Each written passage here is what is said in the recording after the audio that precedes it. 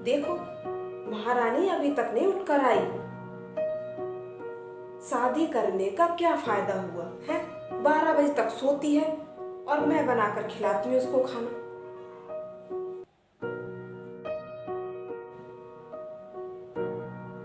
देखो बहू, इतने दिन हो गए तुम्हारी शादी को। अब ये नई नवेली दुल्हन वाले चोचले छोड़ो और घर गृहस्थी संभालो। अब क्या सारी जिंदगी मैं ही घर की जिम्मेदारी उठाती रहूंगी क्या? नहीं नहीं मम्मी जी, मैं तो खुद ही सोच रही थी आज से कि आपके कामों में मैं मदद करूंगी। मदद करूंगी इससे क्या मतलब है? ये घर तुम्हारा है और इस घर के सारे काम भी तुम्हारे हुए आज से। अब मुझे छुट्टी चाहिए घर के सारे कामों से, क्योंकि अब तक सारे काम मैं ही करती आ रही हूँ। बहू आने के बाद मैं ही काम करूंगी तो बेटे की शादी का फायदा ही क्या है?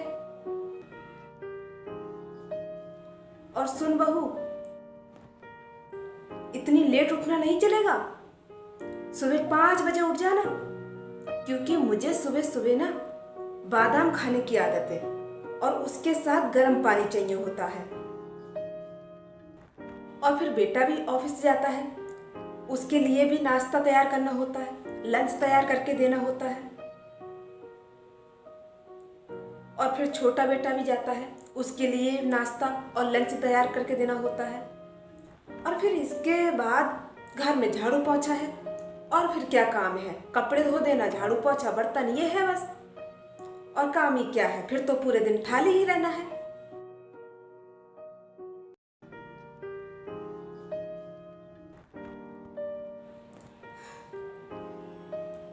कम से कम मम्मी जी ये तो बता देती कि चीनी चाय पत्ती कहाँ है रसोई में। मुझे तो ये भी नहीं पता, नहीं तो मैं सबके लिए चाय बना देती।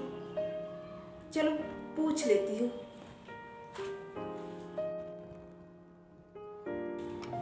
मम्मी जी, अगर आप बता देती कि रसोई में कौन सा सामान कहाँ रखा है तो काम करने में मुझे आसानी हो जाती थोड़ी। बहू, अब ये रसोई तुम्हारी है तो तुम खुद जाकर ढूंढो कि कौन सा सामान कहाँ रखा है। जाओ।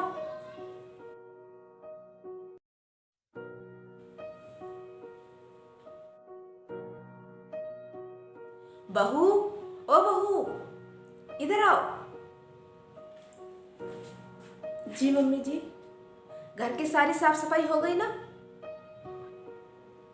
जी हाँ, तो वो काफी सारे कपड़े पड़े हैं, धुले नहीं हैं वो काफी दिन से, बहुत सारे हैं, तो जाकर के उनको भी धो के डाल दो। जाओ। माँ जी, आज मैं बहुत ज़्यादा थक गई हूँ तो इसलिए कपड़े आज नहीं धो पाऊंगी, मैं कल साफ कर दूंगी। पता नहीं कैसी कामचोर और कमजोर बहू मिली है मुझे। हैं?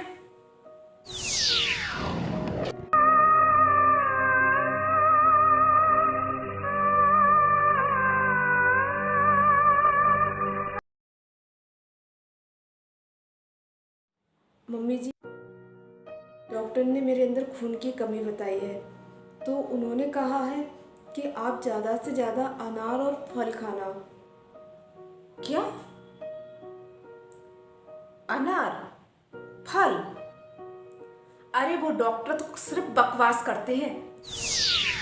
तेरे अंदर कोई खून वून की कमी नहीं है, चल जा यहाँ से।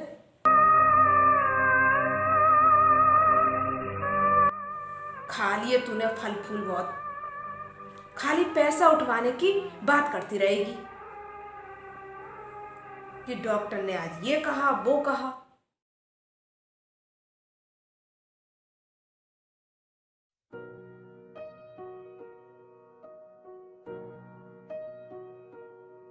अच्छा,